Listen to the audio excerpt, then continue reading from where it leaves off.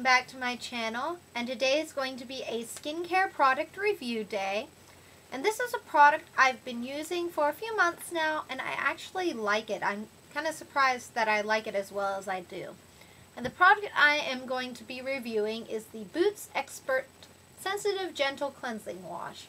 It looks like that. It's a foaming wash that claims to be hypoallergenic, formulated to be less drying with aloe vera and mineral water, and it also claims to be fragrance-free and lanolin-free. Unfortunately, it's not paraben-free. There's methylparaben in the ingredients list. I don't know if that's going to come up. But anyway, I bought this at Target for about $5 or $6. I forget how much I paid for it because this was several months ago. But for that amount of money, you get 5 ounces or 150 milliliters. And yeah, so basically what it is this foaming wash, and because it has no fragrance in it, no perfume, there is nothing to mask the smell of the cleansers, so it still has a smell. Kind of reminds me of, if you know what witch hazel smells like, it's a product that's found in most first aid sections of a drugstore. I think it has some sort of use for like treating insect bites or something like that. I don't know. I use it as a secondary astringent because it's a lot gentler than my acne fighting astringent, which could be drying. Same with my primary face wash, which is the Burt's Bees Acne Solutions Face Wash, which I've done a review on it and a couple other products from that line, and I'll link that video somewhere around here. But anyway, when I did that review, I wasn't using the Burt's Bees Acne Solutions exclusively, and when I did start using it, it was drying on my skin to use it all the time. Same way that using the acne fighting astringent all the time is drying to your skin. So I like to have a secondary one. And this one I use mostly at night, and it's really good at taking off makeup, which is awesome. But like I said, it has that smell, but once it's off your face, you don't smell it, and it doesn't linger or anything.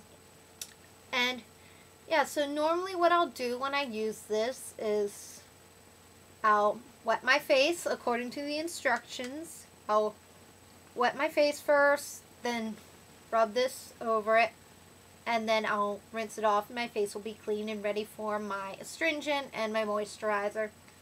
And if I do makeup that day, then I'll use like a baby wipe to remove most of the makeup before I get to this. But I've also used this straight to remove like lipstick swatches on my hand, and with a little bit of rubbing, it'll take off most makeup. And so, yeah, it's a foaming wash, which I normally don't like foaming soaps because I don't feel they work as well as traditional liquid soaps. But this is a foaming soap, and put a little pump on my hand there. Then if you have, say, makeup on, even your more stubborn makeup, just rub this about for a minute or so, and it'll take off most of your stubborn, even the most stubborn makeup. Yeah, just like that. I'm not rubbing hard, I'm just going over it. And yeah, like I've said, I've used it to remove eyeliner, I've used it to remove lipstick, I've used it to remove my more stubborn makeup, and it works really well. $5 or $6, this is a really good investment to look into if you're looking for a nice, gentle face wash that's good for makeup removal. Now, I don't have particularly dry skin. I have about normal to combination, somewhere around there. Like I said, the acne face wash will sometimes dry out my skin, and then I'll want to use this to sort of be a gentler wash, and it works really well. So yeah, this would probably be good for just about any skin type. I don't know if, I mean, it shouldn't be drying to dry skin. I mean, it claims it's not drying, but I don't know anyone with dry skin to attest to that. But yeah, for what it is, I'm actually quite impressed, and I probably will repurchase again when this one runs out. But I've got a good bit left. I mean, I've had this for several months and I'm not even halfway down yet, so this is going to last me a good while yet. So, yeah, that's about all I have to say about the Boots Expert Sensitive Gentle Cleansing Wash. And now I'm going to actually do a little bonus thing, because I've noticed a lot of DIY lipstick palette things, and normally I prefer lipstick in a tube, but I've kind of wanted to try this lipstick palette thing just as something to do. So I thought, I have some older lipsticks that I've had for years that I don't, because I don't use lipstick that much, I'm more of a lip gloss person. But I thought it would be good to melt down some of these old lipsticks, which, you know, the heat is going to kill off any nasties, and then put it into a palette for my stage makeup kit. Most of these products that I bought for this lipstick palette are $1 or less. There's one or two things that you also need, that's a candle and rubbing alcohol, but I already have plenty of that lying around the house, so I didn't buy any. But I did have to buy a couple other things. First of all, a place to put my palette.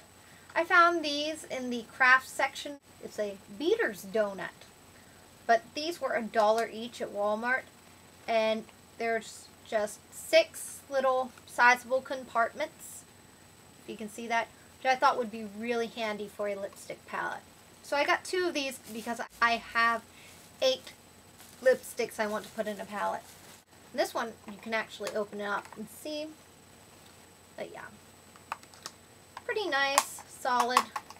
This is gonna be a good thing, I think. But again, these were $1 each.